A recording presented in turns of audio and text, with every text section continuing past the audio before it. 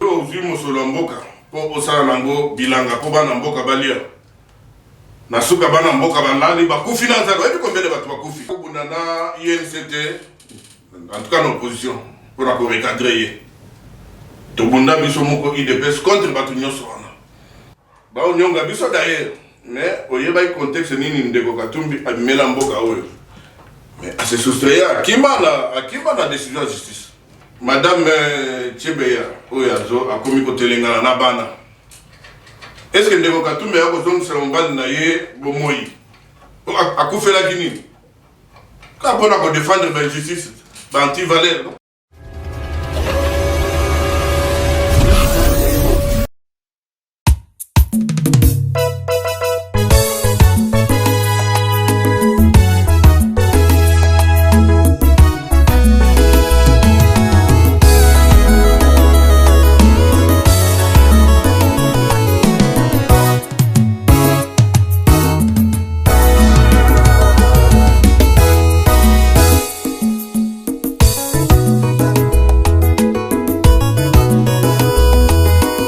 Bonjour fidèles téléspectateurs de Goshen 7 Télévision, bienvenue dans votre émission Le Débat Congolais.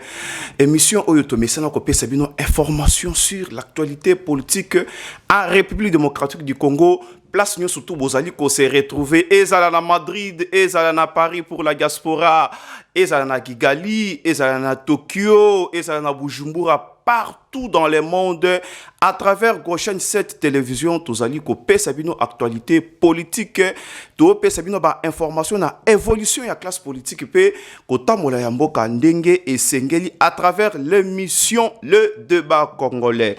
Lelo tokolobela likambuya Seni, RDC, la Senko, bakei kosenga audience, et pas ya mokonzi ya mboka, po ba meka kosolola na ye, na ebite soki mokonzi ya mboka nde, apesa ki bango mission kopona mo président ya Seni to, ndenge nini, toko landa yango awa na kati ya émission na biso. Toko beli susu sortie médiatique ya mwana mboka Moïse Katumbi oya lobi soki loi chani e komika kana parlement, et que débat et bandi yé à Kolongwa Igno Sacré P à lobby makamusu sous beaucoup découvrir à travers émission Nabiso.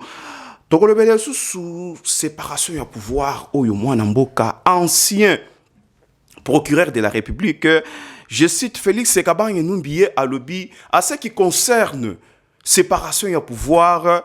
Nous allons vers le mur. Tokolobele sous bitomba oyo ezali kobunda makuna na este bino moko boyebi état de siège banda mokonzi ya mboka a décrétaki yango FARDC bazali kokende na ko défier les ADF et puis bakozala renforcé par les militaires américains nyonso oyo tout tokomeka ko solola yango pe ko débattre na oyo na memeli bino lokola invité Azali ya sika plutôt dans notre émission. Il s'agit de Monsieur Tim Oyo Azali, président ya IDPS na diaspora kuna na kati ya Paris et longo na ye tokomeka ko débattre ba sujet Oyo nyonso tout. Restez toujours branchés et je vous demande de vous abonner massivement sur Goshen 7 Télévision. Vous ne serez pas dessus et vous aurez de très bonnes choses et des bonnes informations. Merci beaucoup.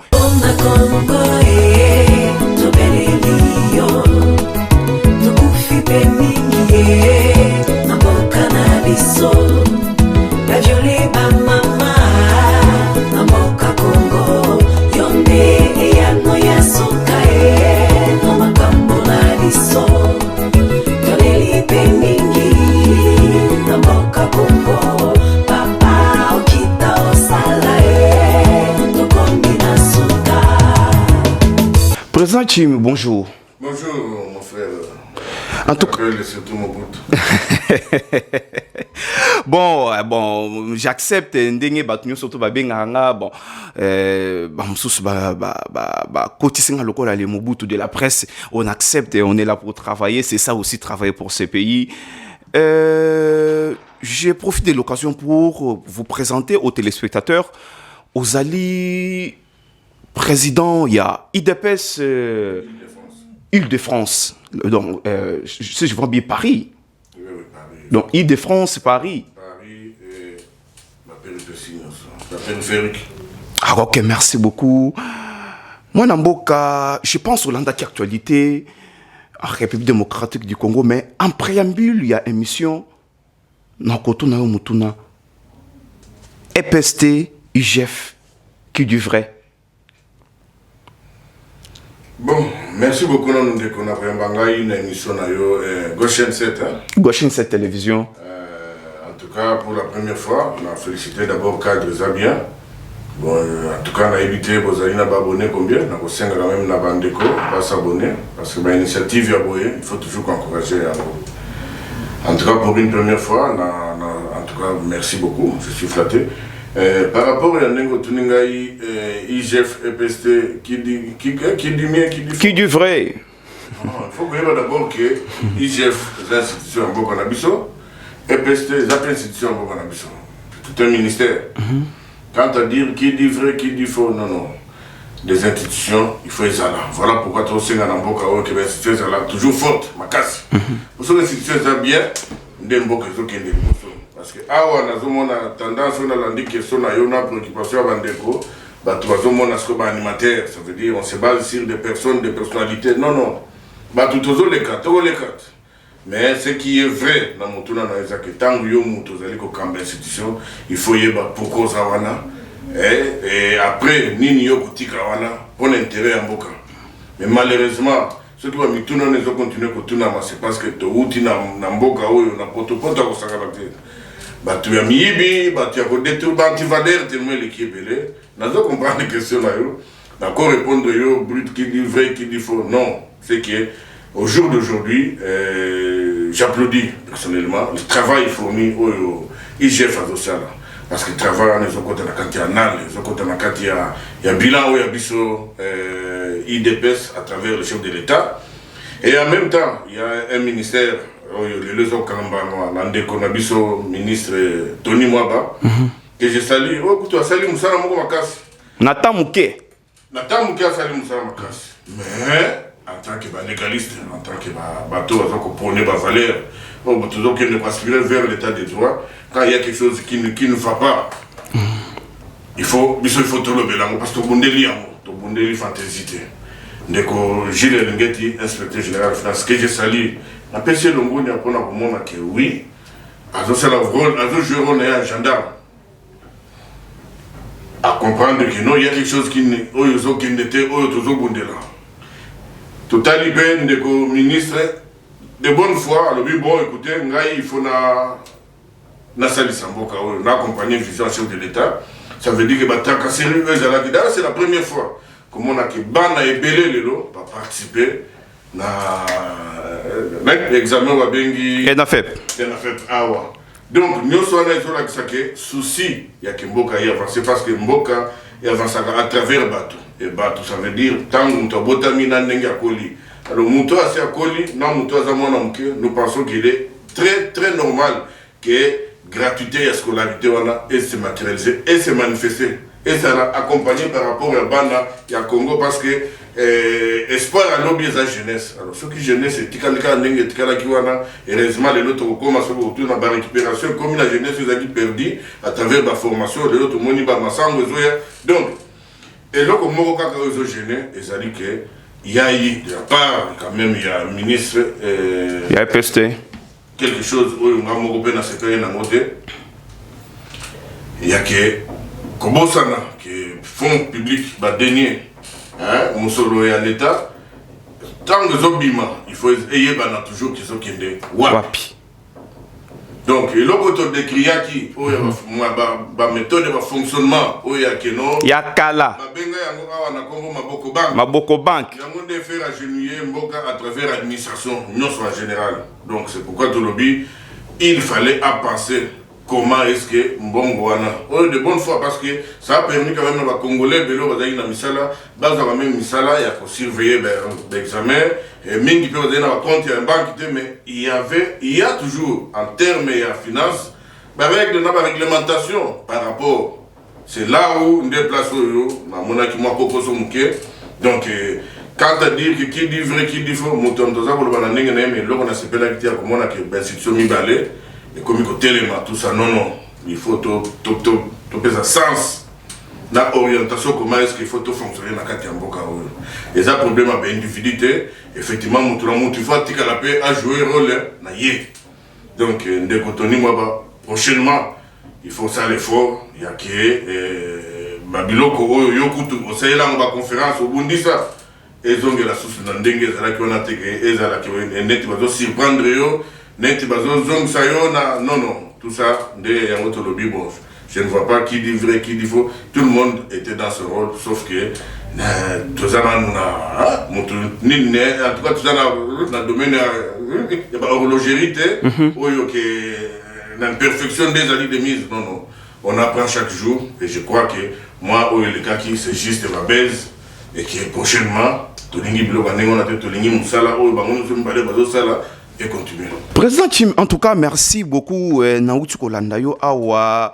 Au Meki Kolimbola, vraiment, bah, téléspectateurs, les Kamouya IGF na EPST, mais Ezali Moko, Ezalaki Moko, il y a bah, sujet, Tomeke Kozwaki en préambule, mais bah, sujet Ezali, autre Komeka ko débattre à Wapo, éclaircissement Ezala, 5 na SCC, Bango, Bakei, Kosenga, audience, c'est pas mon Konzamboka, je pense. Bolandaki, na ba radio, pe télévision, sous basengi audience, je pense, dans les prochains jours, mon Konzamboka, à Kolanda Bango, à Koyamba Bango plutôt. Mais, mission, ba Pesaki Bango, et pas y a parlement, dans mon éthique, parce qu'ils sont en contradiction avec les autres six confessions religieuses. Maintenant, c'est les chefs de l'État où ils ont joué un arbitrage, ou bien ça va se passer comment? Merci beaucoup, Ndeko. Bon, Bana Felipe Babundi n'empêche que Bakende ça le recours et pas papa. Sauf que, ah, toujours le bela, net toujours le bateau, la matière à complaisance, toujours le bela mboka, toujours le bela mboka na makambo Italie fonctionnement mboka. Les lois, les a pas si mingi, pas si ya komona ki basali ya Nzambe, oyo ke tokenda kabiso nyo surtout mokolo na lomingo, pona kokende ko s'incliner. Pe sa confiance. Sa confiance na biso po bango basunga biso na ba mabe na biso na mingi ya mabe to salaka to ko mona ke bango kutu bazo kita pri ba ke biso et là on a pas biso na confession na confession wana ba respecter na meba na mboka oyo za ya mutu moko te za ya bango te c'est pour tous les Congolais lelo ezoka musanga ite surtout na para 5 ans. Parce que nous avons déjà 5 ans, avant l'élection, il y a 2018, 5 ans qui n'a parti pris naïe. 5 ans, il voulait pour la Mouka. Ça, je l'ai dit, pour l'avoir vécu, de mon côté, à vous contredire. Yango Dodo Kambalobi, baza ko exécuter nini à la Mouka. Yango naza ko senga na ba sali ya Nzambe, bato basambe la église catholique. Parce que l'église catholique, ils ont qui ne vous a attaché mingi à partir de qu'on a vu ça 5 ans. Parce que 5 ans, c'est l'église catholique. Et puis, si vous avez un peu de temps, constater que tout le monde comment mouké. Donc, na kata betonga wana, ezo senga ke bandeko bazo kamba biso, basali sape biso. Balobaki ke non, balingi ba dépolitiser auto bengi seni lelo. Parce que ngai ti lelo nandimaka te ke seni oza nga nazo considérer toujours comme commission de le bandi comme institutionnalisé. Pour na nini parce que mboka o liboso, tu peux comprendre. Mais lelo to na ministère il y a intérieur. Intérieur, tu as le ministère à plan, tu as l'Institut supérieur statistique, et puis tu as l'Institut supérieur statistique. Et pas Yoapi, expert union sur ça. Comment est-ce que tu continues l'élo pour recourir à la commission Oyo, Pesabiso, Bilinga, Banda Makama pour nommer Bandi. Et Banda, tout cas, là, pour moi, la place Nini 5 ans, a joué à GT. Toujours dans mes contentements. Toujours dans mes contentements. La contradiction. Toujours dans mes contentements et l'élo. Le balobi, vous que nous sommes organisés, vous voyez la mission n'est pas pour fonctionner. Babimisi na charte au bango moko babimisi. Mais comment c'est encore capable? Il y a qu'on respecter charte on a été à comment on va entraîner moko na ba église mususu autre bengi SCC. Donc voilà, à ce moment toujours là, toujours comprendre tout ce loko té. Pendant qu'on a vu ça 5 ans, il y a eu consensus. Pour parvenir à voter de la exhibition qui est, on a intérêt à bino et pour intérêt à Bokate.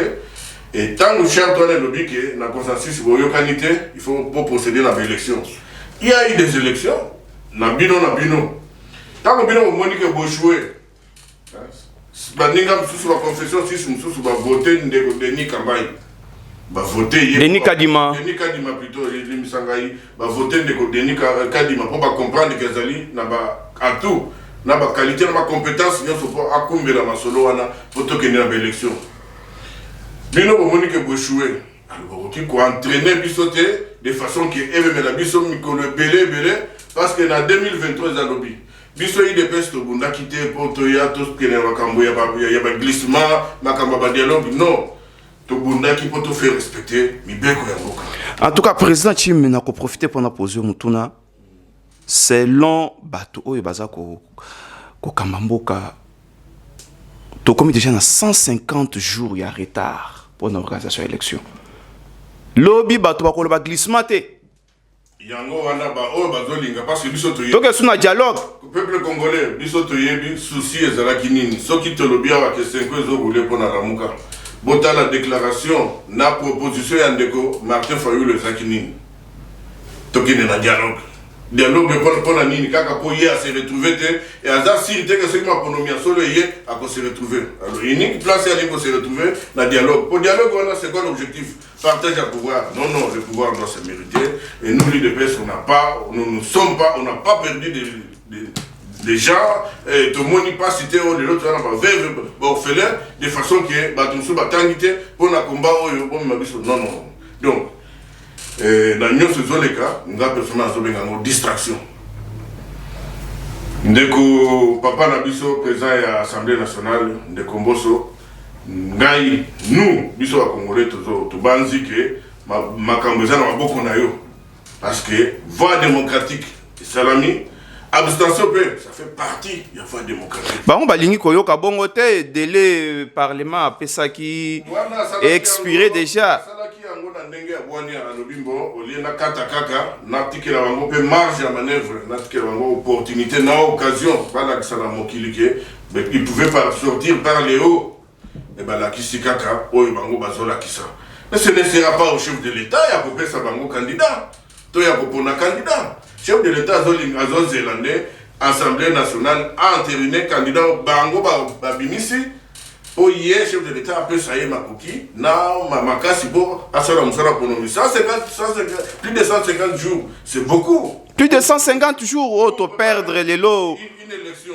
Donc, Balingiba même Mabiso, na faux. Pour comme que bota la bateau babundaki balobaki bakoki ko jouer et bakoki ko présenter l'élection té à ce moment biso toujours risquer tozanga maloba alors biso to permettre en côté donc en tout cas ndenge poso esili en tout cas c'est maintenant les banda to lingie ki ndekutu musikate makambo na ici la to passer makambo susu c'est nie banda osala musala. Merci président Chim. En tout cas on a évité ba confesseur religieuse. Pour Awa, Bazo Yamba, des confesseurs religieuses par le chef de l'État à Kobo Yate, il faut Yamba payer les 6. Tant que Yamba Bango, n'a évité, est-ce que confesseurs religieux, il faut rendre compte na chef de l'État, n'a évité confusion et commis Makasi. Confusion de mauvaise foi et puis égoïsme. Oui, puis Makambo, il y a gratuité à scolarité. Et perdre avantage mingi na bande comme sous alors monton tazolo ka côté nini oyo a retrouver quelques avantages mais biso te cause la préjudiciété pour na ba intérêt égoïste pour na loko sur ba non et je pense que le chef de l'état ce bango bazo mona ezo ba atakazo bate et asia ba si ba meka ko kuta na ye asia pesa ibango point de vue na ye wana ezalaki na ndenge ya kuku. Mais bah, ce qui a coûté à Nabango, c'est normal. Papa, mon côté à Kobo, ceux qui m'ont tolérance. Une question me vient en tête. Est-ce que le chef de l'État a le pouvoir? Yakobo, il y a candidat Oyo, Babimissé par ses confesseurs religieux à ce niveau. Attends, le pouvoir, c'est ce que je dis. Chef de l'État, c'est un citoyen local en Ghana. Sauf qu'Azali, chef de l'État, premier citoyen, Gara, il y a bon fonctionnement. Pour et combien on a mis ça na été? Et comme on a mis ça na yé, ce qui est routine dans le Parlement. Basili, si n'est que Bazala qui va nasser, Basili Saki, Parlement n'a qu'à entériner de Nikadima, et puis Azi, Atini, on n'est pas chef de l'État. Voilà, mission à chef de l'État en Wana. Et ça, c'est que pour yo, Yekolela, Babetinga, la Moninga, côté la terre. Ou soit intervenir pour Makamoto Tambola bien. Pas les assouter. Nde yango nazoyebisa bandeko na biso ya les deux confessions wana que en politique ou dans la vie il faut savoir aussi perdre, ça s'appelle du fair play. En tout cas, merci beaucoup Tozoko Bakaka na émission na biso. En tout cas, cette affaire Yasseni est un dossier à suivre parce que jusque là ECC na Église catholique baza nanzela ya kokende kokutana na chef de l'État. Pour ça naté biso de pesi to yebi nyonso sur plus de 37 ans litre to boy ko taper. Yango bazolo bakadi maza mutu ya nini na bino Dodo Kamba bazo rouler pour le pouvoir. Kadima auti na confession Kimbangisi ngako tuna kamwa ta comprendre comment ba Kimbangisi wa ko biso mutu ko mone kadima.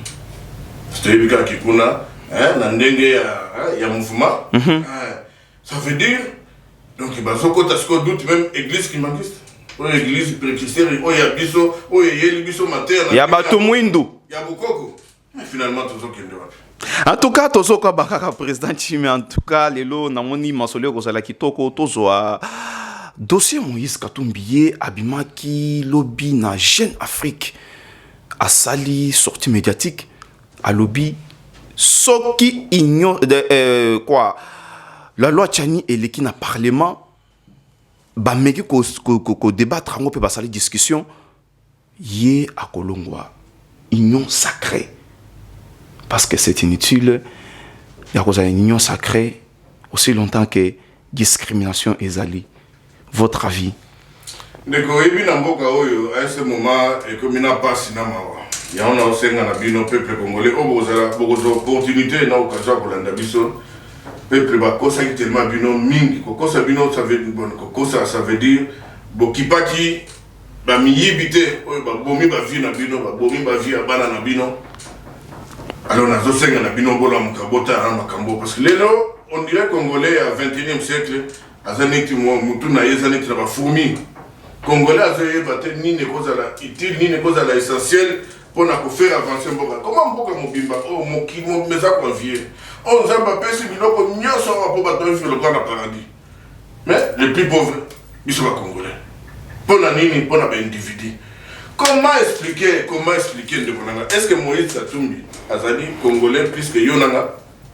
Est-ce que Yon le logo Kende autant de déclaration que non parlement salam ça dans côté? Donc sur base d'une affaire mon société et la kisike et pas imabe uta na mboka oyo et uta na confusion wana yake ba payande bazo ya ko nyonga biso wana mboka po ba paya depuis époque coloniale ba multinationale tiledo. Le Congolais a vendre à réfléchir à la comment nous pouvons nous prendre en charge. Donc, nous avons vendu naïe, azo intimé donc azo chanter parlement de façon que une fois va programmer. A benyango ligne rouge. Une fois c'est ce que je dis, ne comment ça se permettre que oser. Naïe éviter ce qui bon, mais moi je dis ceci. Tous les temps au Parlement et que cette loi-là, le les a déjà accepté le Parlement, tous les temps, va programmer en haut et puis va Congomani, va député, et puis va Congolais, va kende na moti na soka, va yeba, loi wana elingaki kolobanini, philosophie na elingaki kolobanini, et après ça, total la nini, ndeko Moïse, nabande konaye à oyo, y ensemble, va kolanda ye, va zo croire na ye, va kolongona union sacrée. Ngana bakango tous les jours union sacrée wana donc la FCC coalition wana et ce qui est là qui est là pour bisoto les 14 avancés ça va mais na carte wana na zakasir na ngomingite bien que la carte dans la bateau boane ya mayele o bazo ça et la mboka o bazo besoin mboka mais il y a aussi des traîtres c'est ce que j'ai dit mais ndeko Moïse komiko sanate na toyoki ba congolais o ya solo ba ko sala des défections ensemble wana Keba, aux autres que se retrouver Yomoko. Voilà, en voulant tout gagner. On risque. Et là, on est tout ça la confusion d'année. Papa, nous sommes dans un moussala naït. De comme Moïse, aux un homme d'affaires, opérateur économique. Papa, ça là-bas, ça l'affaire. L'affaire est permettre, mais ce qui total, gestion en Boka, gestion à province, où il y a Zaki Nangoya Katanga.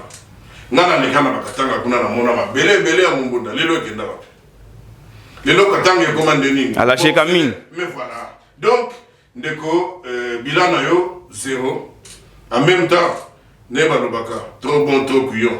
mokonzi ya mboka afandi fala tika olibanda mais comme ya abangaka te aza rangers facibeto abangaka te habite bino nyonso boya moto na moto asexprime parce que bitumba na biso eza na bitumba ya papamba te fo eza na bitumba ya mayele bitumba mitu mpo pays oyo mboka oyo ekende liboso.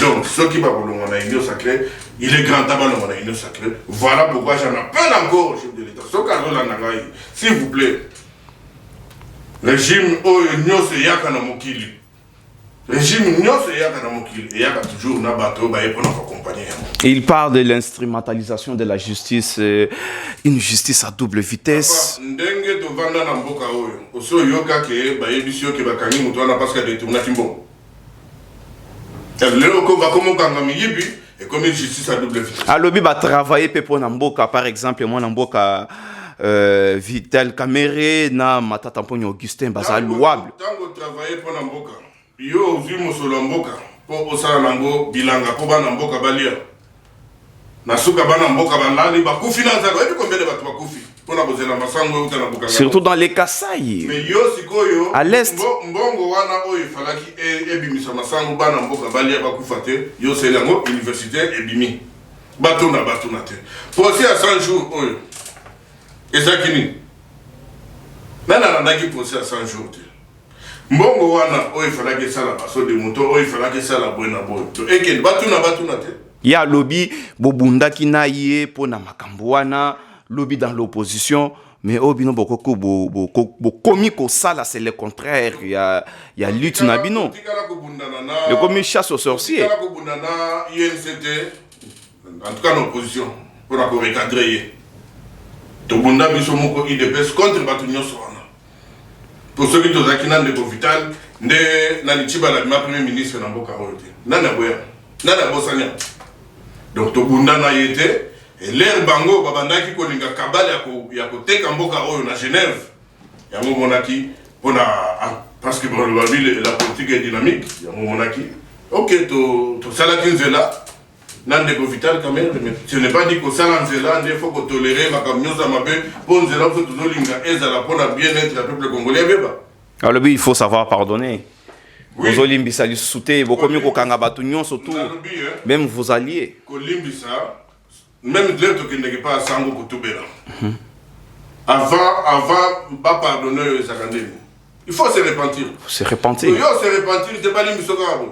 Parce que bato yo osalaki ke bango bakufa. To bana bango batanga te, bana bango balia te. Yo ko yebisa bango. Quelque chose me vient en tête. Quelqu'un comme John Numbi. Akimi Yemoko. Et John Numbi Azaki cité na meurtre ya activiste à droits de l'homme Floribert Tchebe ya personne là où il est. Mais M. Katumbi a eu quand même courage à défendre mon modèle. N'a évité.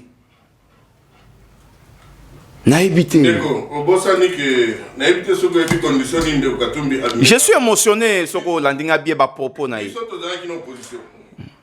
Ba onyonga biso d'ailleurs mais oyeba contexte nini ndeko Katumbi abimela mboka oyo. Mais à se soustraire akima na décision de justice. Akima il était même pas na capacité à kozonga mboka oyo. Kangele frontière.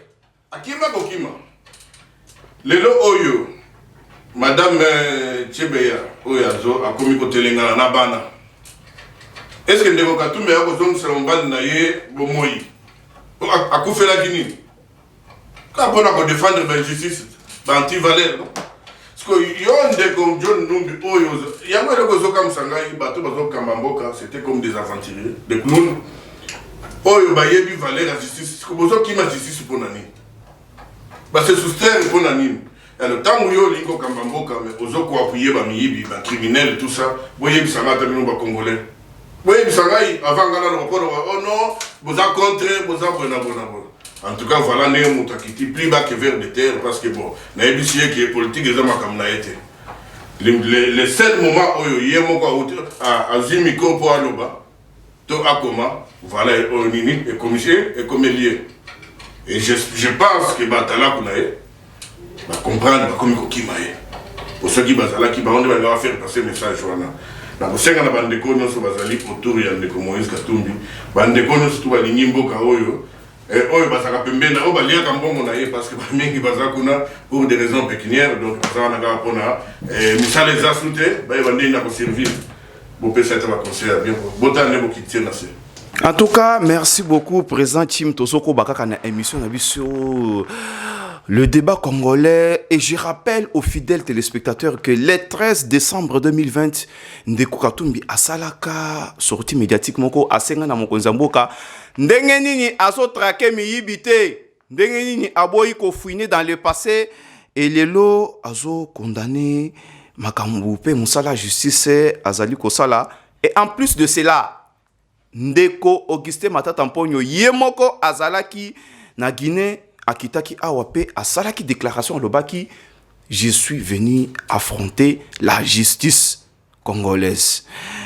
Moi na mboka tozoko bakaka na mituna na biso je pense Olandaki Félix Kabange Numbi Oazaki procureur à l'époque donc le procureur honoraire à l'obi séparation pouvoir na République démocratique du Congo étant que juriste yé amoni ke tozo kene na mur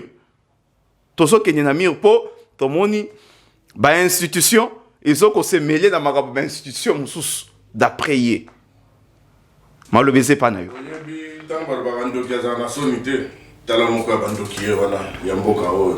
il a été procureur bilan na ezani pona kosisa biloko wana na mboka oyo il y avait de l'arbitraire.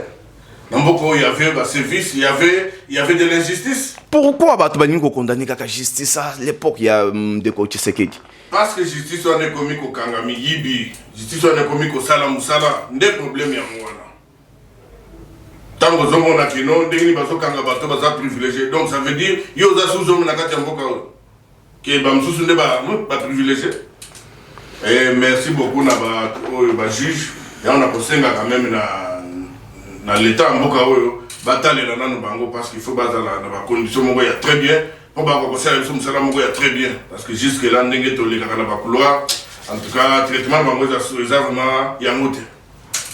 En tout cas kota la bilan na ye à l'époque soko landi bien en aucune fois le procureur général a s'auto-saisir o bakangi moyibi boye o basali boye inexistant. Donc, et l'eau comme mon côté, mais quand il y a l'eau, pour ça, la déclaration.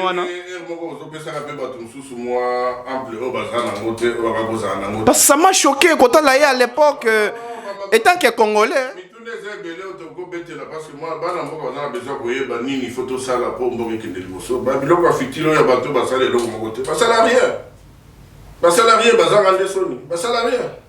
En tout cas, monsieur Félix Kabange Numbi aura attaqué vraiment occasion. Il y a 7 heures parce que bilan nayo ezalaki vraiment. En tout cas, la télévision va compléter pour ceux qui yebi très bien. À l'époque, on dirait procureur de la République. Azalaki namboka te kandengo utikolo bazalaki mwana bitinda na poche ya batu bazalaki likolo. Donc, la force spéciale à l'est de la République démocratique du Congo, donc, américain, Baouti, Kotinda, Bibondelina Bango, et puis le FARDC, Basanakati a traqué ADF, Nandengoko Ali Sekite. Bilan, il y a état d'urgence, et Zandingini. Ah, état d'urgence, état de siège. État de siège plutôt. Oui. Pour la première fois, depuis des années, ma belle de sécurité partout, aucun chef de l'État, aucun n'a jamais eu le courage de décréter état de siège. Parce qu'il faut dans la mobile pour décréter état de siège. Parce que soit est passé, soit est cassé. Félicitations encore une fois, dans mon son excellence, félicitations à Sébé Mchilombo. La courage n'a eu. Alors, qui est à Tchémoutou n'a appris pour la sécurité dans Katemboka. Surtout à Tchétchaksa n'a eu, na Est. Donc, Nord Kivu n'a Ituri. Mais avant l'état de siège de Salema, il y a eu combien de pourparlers Salami? Il y a eu combien de négociations Salami? Mais tant qu'on comprendre vrai tableau qu'il y avait une mafia, c'est Salah qui n'a pas côté wana et mafia wana, ils ont préjudicié l'économie en Boka. Ils ont freiner l'évolution à Banamboka. Voilà pourquoi à l'habité, pour la concile, c'est locaux, il faut décréter état de siège. État de siège, mais ce n'est pas facile parce que Bitubango est asymétrique, Mungu n'a pas une place à santé. Obimi Libanda, Mungu n'a rien à kati. Au côté de la kati, Mungu n'a mis Banda. Les lots n'a pas regretté que Bande Kolanga Bandande. Impliqué na bandeko na biso ba congolais. Franchement, na lo bakango tout le temps ba notable, ba député à côté wana, ba militaire ya régime wana oyo kuna basala ki angolo kola bilanga na bango. Bango nde ba impliqué na biloko wana. Toya comme la multinationale après. Les hommes qui Katali, grandeur, na utilité à Bitumba, c'est quand même renfort, na autre première puissance mondiale, tout solo là. Parce que mon mélanisonine, à coltan, babuena, platinum, ah, pour la nuit de Rico, le camoyen, bisomogo, tout le monde na batu, tout ça là, usine, tout sur place. Sur place. Et servir na banamboka, et puis sa mission na banamboka, et quand sa mission na banamboka, tout comme en makasi. Voilà encore mesure très courageux. Pour le Congo. Voilà encore bilembo ezola kisake alingi mboka neke de liboso. Donc naba oyo bazali ko ima. Bazali mawato, mais moi je pense que la présence américaine na kati ya mboka na biso na 21e siècle surtout na monde oyo numérique, je crois qu'il faut totalement naba moto solo là pour l'intérêt ya batu nyonso. Parce que biso toujours bakaka tozana boye, tozana or, tozana diamant, tozana coltan, tout ça nini pour deux ans, et puis tout ça nini. Maintenant il faut toyer comment kosango, et puis nini tout ça. En tout cas, merci beaucoup. Je pense émission Nabiso et comme Nasuka Bolanda Kibiso Naboke Binyonso. Est-ce que vous avez quelque chose au Yokogi Kobakisa par rapport à l'actualité? Et là, on a vu qu'à Kobakisa, on s'est dans le peuple congolais. Papa Kondo Etienne a tiré sur le Bakamo. En conclusion, prenez-vous en charge. Causez la teba Kolobelayo. Zoa Congo, on le Kolanda Kunayo. Ce qui n'a Kunayo, Zoti Kango, Batumusu, Moutalibanda, ya pour ça, orientation, pour l'action d'un go vivre, au Kozalaka jamais en paix, au Kozalaka jamais libre. Mboka oyo botiki lango maboka ba ventiler de pseudo politique te oba mesani ko lia simami kongo na bino yo mwana mboka telema lobela mboka na yo. Donc c'est tout ce que je peux dire. Et deuxième volet na lobaka biso ba congolais tozala ko bando kitolinganiti, il faut tozongi esprit ya bolingo na mboka oyo de façon que ba comportement mususu oyo ko freiner mboka totika yango to se pencher to se focaliser sur oyo kosala ke mboka oyo ekende liboso. Et puis asuka na pesaka toujours remerciement na madame oyo alandaka ngai oyo azosupporter bana oyo na place na ngai oyo azosala ke tozala makasi ya kobundela mboka et na bana oyo bazondimela nation na biso. Et pour terminer, avant d'ailleurs, on a dit na sango moko mabe, muninga otukobenga ngai, batu mingi bayebi na komba Shikito Mushashino, président de la musique, on fait la déconner à na Kinshasa, na minute on a évité ça, koloka place ligne à morgue, on a voté nous autres moi. En tout cas, mes condoléances à vous Shikito Mushashino, mes condoléances à toute la famille, la musique. En tout cas, merci beaucoup, président Tume. Toutes nos sincères condoléances au président Shikito Mushashino. En tout cas, tokomi na suka ya émission Nabiso lelo bino moko bolandaki toko senga na bino nyonso tu boza na kati ya diaspora pe libanda ya mboka kuna même à l'intérieur bo s'abonner massivement sur Goshen 7 Télévision et l'émission d'aujourd'hui prend sa fin.